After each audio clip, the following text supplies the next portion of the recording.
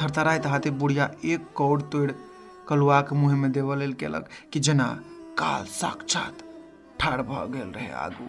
नहीं जान कुम्हर से कलुआक माय आबि गेल रहे आ अंतर धरि काँपि गेल रहे बुढ़िया। सुस्मिता पाठक द्वारा लिखित कथा संग्रह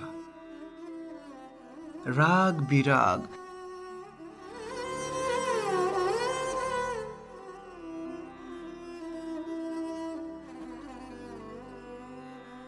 हम हड़बड़ा के उठलहुँ। एहि प्रचंड गुमार में हवा के एकटा मृदुल झोंकाक स्पर्श खिड़की होइत कोठली के भीतर आयल छल आ आँखि लागि गेल छल। मुदा खिड़की के ओहि पार एतेक जोर से हल्ला भेलै कि आँखि खुजि जायब स्वाभाविक छल। हम सोझे खिड़की लग एलहुँ। ओहि पार एकटा पैघ चबूतरा छलै। चबूतरा कात में पीपरक एकटा पैघ झमटगर गाछे टाने। एहि पिछड़ल टोल के लोक सब प्रत्येक कृत्य कुकृत्य के एकमात्र साक्षी छले, एकमात्र संगी। जतबेक मौन ततबेक मुखर। ओहि गाछ तर में भीड़ जमा छल, बेसी जर जनानी। एहन हल्ला, एहन झगड़ा, एहन फसाद औद सँ एहि टोलक लेल सामान्य बात मात्र छलै। जहिया से होश भेल अहिना देखैत आबि रहल छी। मुदा आजुक ई घटना भीतर देर हिला के राखि देलक। बूढ़ पुरान संग ओकरे संतान द्वारा दुर्व्यवहार देखैत सुनैत एक तरह एकसरता व्याप्त गेल छल हमरा भीतर। मुदा मंगला के माय पटौरी वाली ओहि बूढ़ पुरान सब में कहाँ रहे। ओकर संस्कार प्रबल रहे। हमरा घरक बेसी काल ओकर आवत जावत रहे। 5टा बेटा के माय रहे ओ। पति के मृत्यु अल्पायु में भऽ गेल रहे। तहिया से एसगरे ओ अपन जीवन संघर्षरत छली। हमरा घरक हाट बाजार कऽ दै छली। हाट बाजार में पाई थोड़बे एम्हर ओम्हर करब ओकर आदत रहनि। हम ई बात बुझियो के चुप रहै छलहुँ। ओकर छोट छोट बच्चा सब पर बड़ दया आबे। आखिर ओकरे सभक लेल तऽ ओ 2 टका बचा लैत छली। ओकरा अपन बेटा सबसँ बड़ प्रेम रहे। टोलक लोक आन स्त्री जकाँ ओ बात बेबात ने ओकरा सबके गारि फज्झति करैत छली आ ने ओ मारैत छली। दिन भरि मारि खपि कऽ साँझ में सोहारी बनबै छली आ एक एक बेटा के शोर करैत छली। सोमना, मंगला, बुधवा, बौका, फेकुआ सब बेटा दौड़ कऽ अबै छलै आ बकरी के बच्चा जकाँ ओकरा में लुधिक जाइ छल आ प्रसन्नता गौरव से ततनेक तैन जाइ छलियै। 5टा बेटा हेबाक बड़ दर्प रहे ओकरा लग। पासक मौगी सब ओकरा से जरैत रहे। कोना पटौरी बारी दिन राति मेहनत करे, कमाइए खाइए। बेटा सभक लेल निछावर रहे हरदम।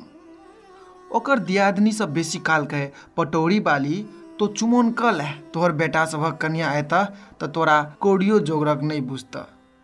ओ अपन अनुभवक आधार पर ओकरा चेतबैत रहैत छली। मुदा पटौरी वाली के एहन गप सबसँ देह जरि उठे। ओ लड़बाक लेल तैयार भऽ जाय। हारि कऽ ओकर दियादनी चुप भऽ जाइ छली।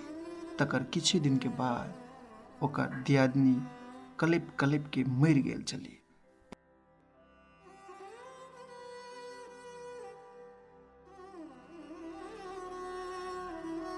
परिस्थिति से संघर्ष करैत जेना तेना ओ अपन बेटा सबके लोक बनौलक।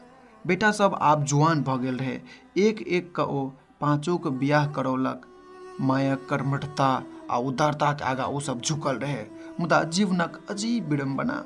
अकस्मात पटौरी वाली दहिना हाथ नाकाम बहुत भऽ गेल। कोनो काजक नहि। देहो धीरे धीरे असक होइत गेलै, अत्यंत कमजोर। बेटा सबके जेना साँप सूंघि गेलै। आब मायक इलाजक सवाल रहे। ओ सब अपन अपन पत्नी सँ प्रभावित इलाज लेल साफ नकारी देलकै।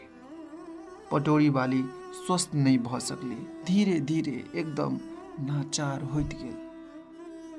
नाचार आ अकाजक, निरर्थक। किछु दिन पहिने ओ बड़का बेटा सोमना नहीं जानि कोन बीमारी सँ मरि गेल रहे। ओ किछुए नहीं बुझि सकल छली। कनैत कनैत ओकरा शोक में अपन आँखि बैसा लेलक पटौरी वाली। आब एहि आँखि सँ मात्र छाहटा देखै छै लोक सबके। सोमना रहे तऽ ओकर इलाज करबैतियै। वएह एकटा रहे जे ओकरा माय बुझै छलै और सब तऽ स्वार्थे से ओकर खोज करै छलै। आब कतेक मानैत रहे सोमना ओकरा। कतौ से आबै तऽ सबसे पहिने ओकरे लग जाए। कखनो बीड़ी तऽ कखनो सुपारी आने। आब तऽ बीड़ी के धुइयां गंध धरि बिसरि गेल छली ओ। अपना पाछा ओकरा लेल एकटा भरोस छोड़ि गेल छलै सोमना, अपन एकटा बेटा कलुआ। मुदा ओकरो पर कोन आस, जादे ढेरबा छै। दादी दादी करैत अछि, पैघ हैत तऽ पित्ती सभक शिक्षा सीख लेत। मुदा कलुआ सदित काल दादी से सटले रहै छल। किछुओ खाय से पहिने दादी के खुआबै छलै। सौंसे चर में एकटा ओठी सन वएहटा एकमात्र संबल रहि गेल छलै परिवार में। मुदा ओकर माय बड्ड झगड़ाही छलै। मौका कुमौका साउस के गारि से बिछलै। जहिया से ओ लोथ जकाँ भऽ गेल छली, तहिया से गारि फज्जैत बेसी बढ़ि गेल छलै। तखन जखन तखन पुतहु सब ओकरा दुत्कारैत रहै छल। सबटा बेटा पुतहु के दावा रहे जे अपन जेठका बेटा के बुढ़िए खा गेलै। यह कारण रहे जे पुतहु सबके प्रताड़ना करबाक प्रेरणा भेटै। ओ सब जखन तखन बुढ़िया के फज्जैत सँ तर कऽ दे। दुनू ओखराहा भोजन देबऽ पड़े, खुशी वा खिसिया कऽ सर समाज के डरे। एतेक तक करय पड़ै छलै। दुनू समयक भोजनन के एब में बुढ़िया के ओ सब लुलू थुथू करैत रहे। पटौरी वाली के कम सुझब सेहो पुतहु सभक लेल घृणाक अभिव्यक्ति सहायक होइ छलै। कहियो कहियो तऽ खेनाइ देबो बिसरि जाइ छलै। एहने क्रम कतेक दिन चलैत रहल।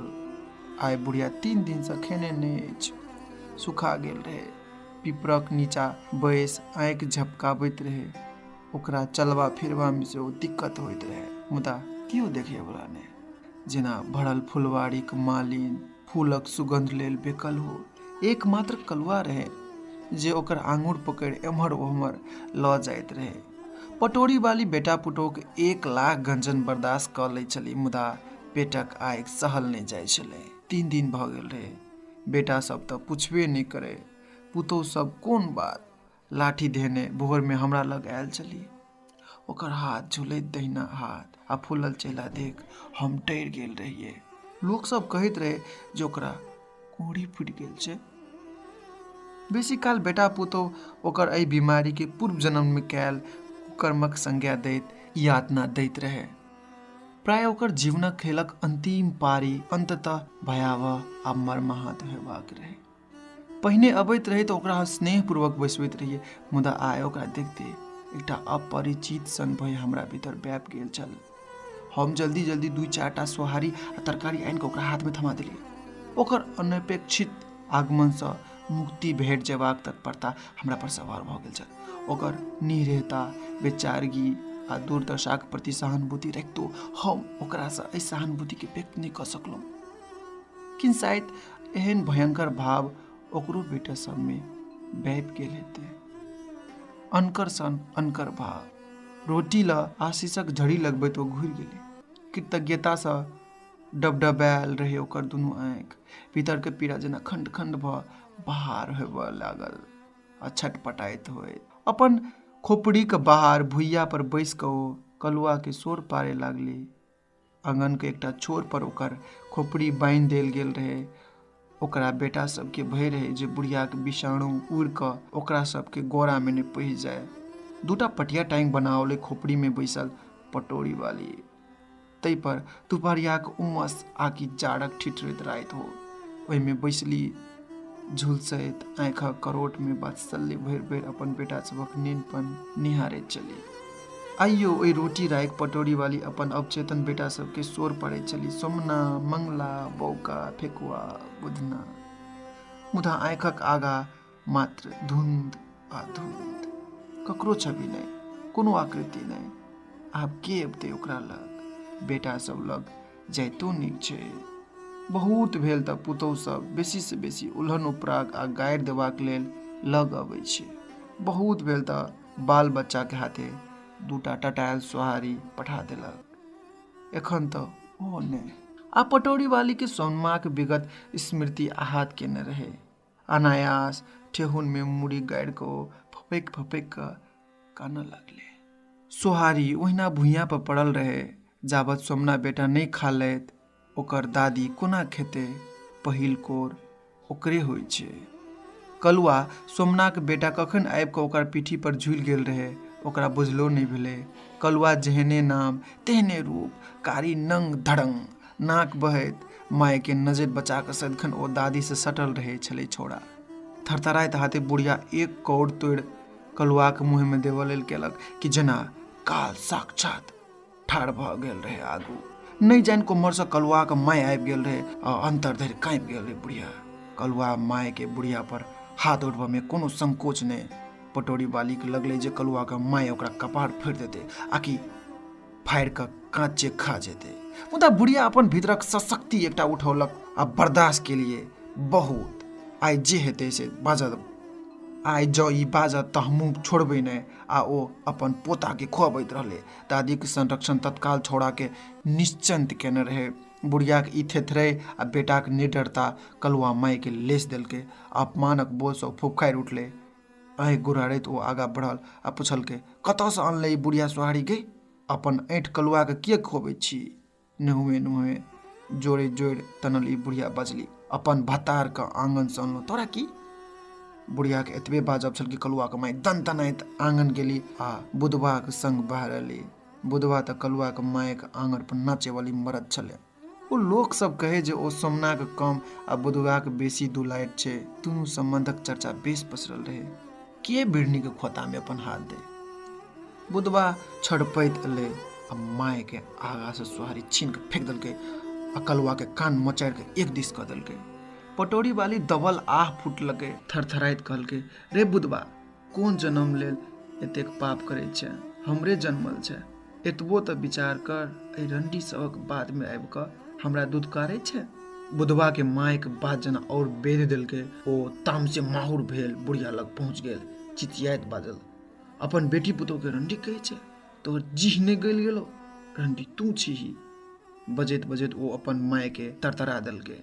हो हल्ला सुनते देरी बेटा पुतोह ओतऽ जुटि गेल। बुढ़िया पीड़ासँ कुहरैत निरीह भावसँ आँखि पसारि बेटा के चिन्हबाक प्रयास करैत छली। रे मंगला! आत्मरक्षार्थ ओ मंगला के स्वर पारलक। भक मादर, तोहर तऽ चलिए छो लात खाय वाला। अपेक्षित भावे बजैत मंगला एक दिस बैस खैनी चुनबे लागल। बुधवा अखनो माय के लात गुस्सा मरिए रहल छलै। आब पटोरी वाली बौका के स्वर पड़े लागले, रे बौका रौ, अपन भाई सभक ई अत्याचार तू ठाढ़ भऽ देखै छै? रौ, किछ किएक नहि कहै छै एकरा सबके? की कहिए? तू जई भतार से सोहारी मांगि कऽ अनले छै, जो ओकरे लग। बुढ़िया निशब्द भऽ गेल छली। पाछूसँ ओकर कनिया चिचियाइत रहे, हाँ हाँ पूछी न जे कतऽ कतऽ से मुँह मारने फिरै छै ई बेलज्जी।